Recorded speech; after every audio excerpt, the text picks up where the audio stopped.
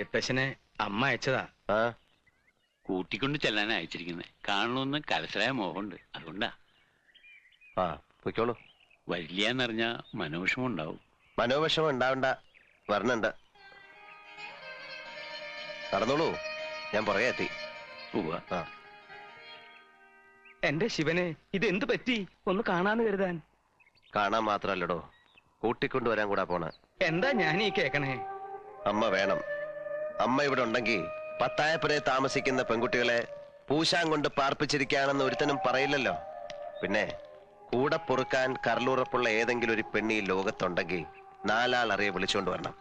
ഈ പെണ്ണുപിടിയൻ പട്ടം ഒന്ന് മാറ്റാൻ പറ്റുമോ നോക്കണല്ലോ. എനിക്കിനി മരിച്ചാ മതി. അരുതാത്തത് പറയാടോ. മംഗലശ്ശേരി മാധവമേനോന്റെ മകൻ യോഗ്യനായി മാറുമ്പോ കൂടെ താനും ഉണ്ടാവണ്ടേ? അപ്പോഴല്ലേ ഒരു സുഖമുള്ളൂ. ആ നിഷേധിനെ പടി കയറ്റരുത്, എനിക്ക് അതേ പറയാനുള്ളൂ. ഏട്ടൻ എന്താ ഒന്നും മിണ്ടാത്തെ?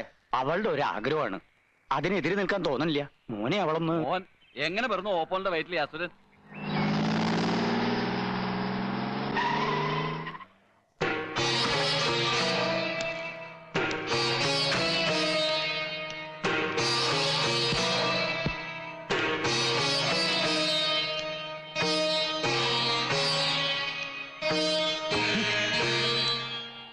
അപ്പുറത്തെ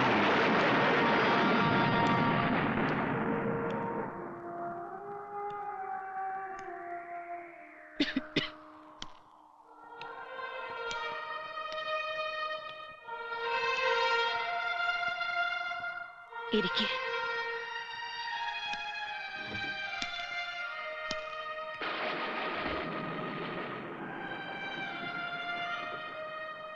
ബുദ്ധിമുട്ടായോ വിളിപ്പിച്ചത്?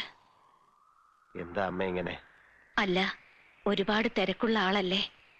സോമനസാലെ നീ വരില്ലെന്നറിയായിരുന്നു. അങ്ങനെ വരുന്നൊരു ദിവസവും കാത്തുകിടന്ന ചിലപ്പോ കണ്ണടയും മുമ്പ് കാണാൻ കഴിഞ്ഞില്ലെന്ന് വരും. അതാ ഞാൻ ആളെ വിട്ടത്. മരുന്നൊക്കെ?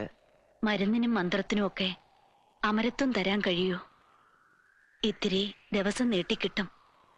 ജീവിക്കണമെന്ന് മോഹമില്ലാത്തോണ്ട് ഞാനതൊക്കെ നിർത്തി. ഗുണദോഷിക്കല്ല, അതുകൊണ്ട് കാര്യമില്ലെന്നറിയാം. ഒരപേക്ഷയുണ്ട്.